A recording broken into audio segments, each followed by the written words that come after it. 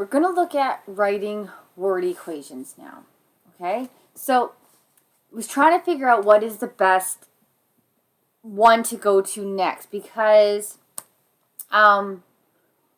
it's tougher when we're not in class together to go over a bunch of things kind of all at the same time. So I feel like this might be the least confusing to start with. So you were naming compounds, right? And you were naming them based on the two elements that created them, right? Whether it was a metal and a non-metal, or whether it was two non-metals, a polyatomic and a metal, right? So we had these. So why were we doing that? Well, because we're starting to look at word equations. We're going to start looking at equations, chemical reactions, right? You did these things last year where you talked about, what was the difference between a physical change and a chemical change, right? In a chemical change, we can't reverse it. Or, it lets off heat, or it gives a noise, or it produces light, right? Those were chemical changes that happen as a result during a chemical reaction. So we're going to start looking at chemical reactions, okay? And chemical reactions, what happen when we bring two compounds, or a compound and an element, or two elements together, okay? So those are going to be the different types of reactions we look at. You could have a compound mixed with an element. You could have an element and an element producing a compound. What happens is that there'll be a new substance created, right? That's the difference. That was the big difference between a physical and a chemical change. Something new was created that wasn't there before. That's what we're going to start to look at. So we've talked about, we've done the naming, all right? And the naming is step one to getting to this point. And there's a few steps that we have to go through yet. So this is step two. We're going to practice writing out word equations for chemical reactions.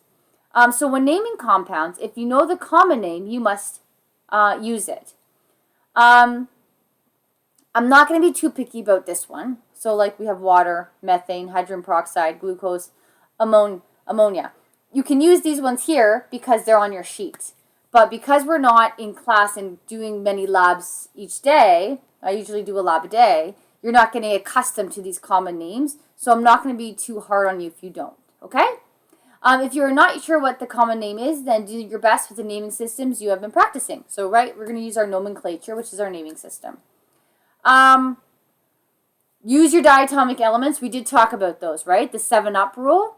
Call them by their elemental name. So N2 is called nitrogen, not dinitride. But also remember, I would prefer it be called nitrogen gas, right?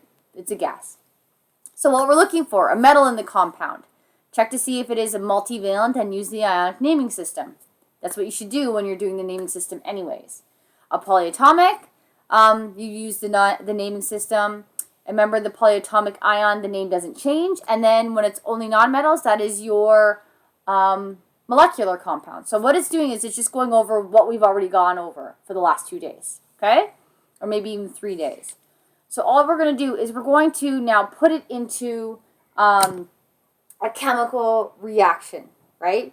So we're going to practice writing it out. So all this is just reiterating what we've been doing for the last couple of days. So you're just practicing it again now, but now you're going to be putting it into a chemical reaction form.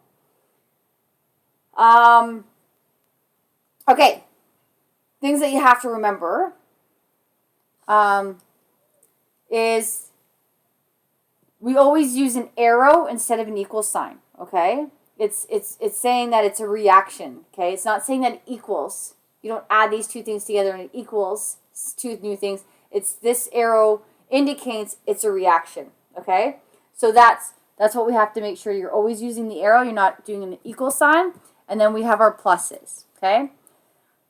This is just step one. These are going to get a little bit more intense, complicated. I want to say not complicated because I still feel like they're easy, but there's going to be more added to it later. So right now we're just going to practice writing out the names again, but using your pluses and your arrows in a new form, okay? So let's do a couple to practice. Okay? So we're looking at here first. First step, are we dealing with an ionic or a molecular? Well, if you looked at it, you saw magnesium, get accustomed, magnesium is a metal, fluorine's a non-metal, so it's an ionic, all right? So all we're doing is writing up the words for this. Ionic, you don't change the first name, right? You leave the metal as is, you change the second. So magnesium fluoride, okay? I'm already going to run out of room because I'm writing too big. Okay, next one.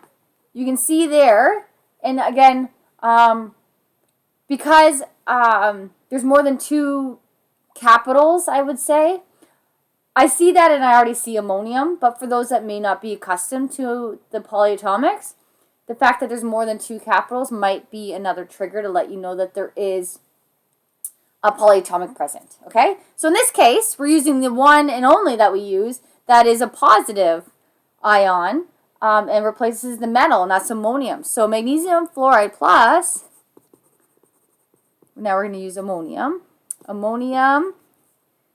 nitride, because it's the nitrogen.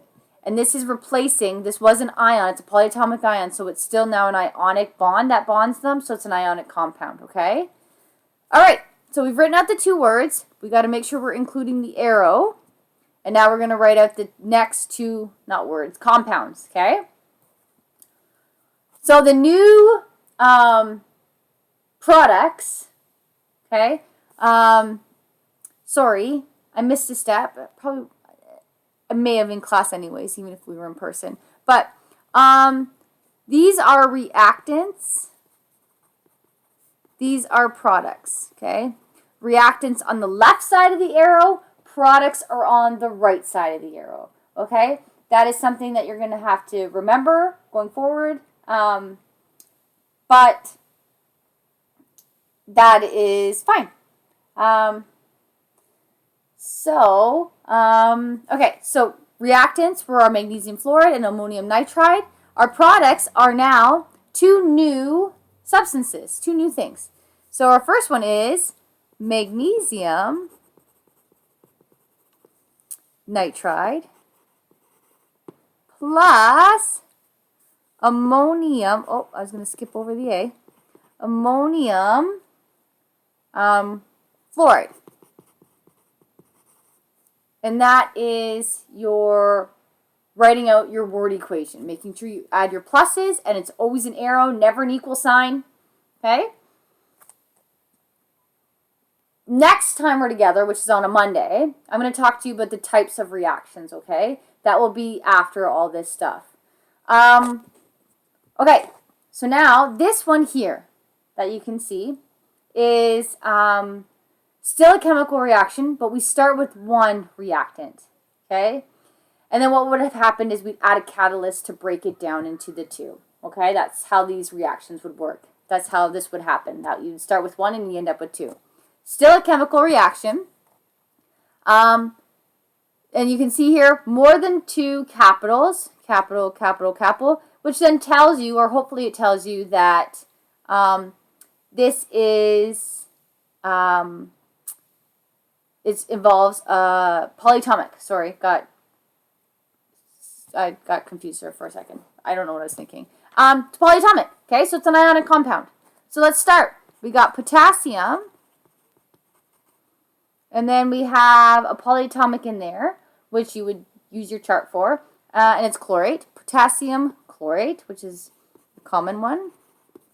And just the arrow, okay? There's nothing adding to it. You don't usually put in catalysts into a chemical reaction. You might later on, but not right now. Not in grade 10, we don't include them in the reactions. Okay, so we start with potassium chlorate.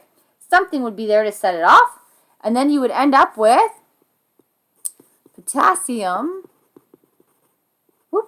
chloride, okay, because it's an ionic, plus oxygen gas. So in this case, what would have happened is they would have put something into the potassium chloride that would have released the oxygen gas into the air, and then what you're left with is just the potassium chloride.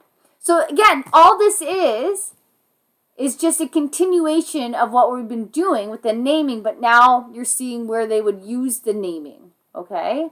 So what you're going to do is you're going to go and you're going to continue doing the rest of these, okay? And then I will do a video that shows you how to complete them. So you go ahead and you do what you can here, and then I will show you a video so that you can take them off, okay?